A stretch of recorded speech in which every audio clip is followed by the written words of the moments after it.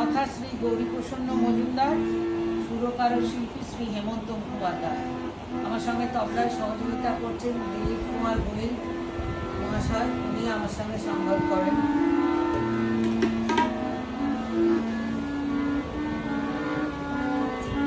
কথা শুনে হাসি, ওই তাহার মতো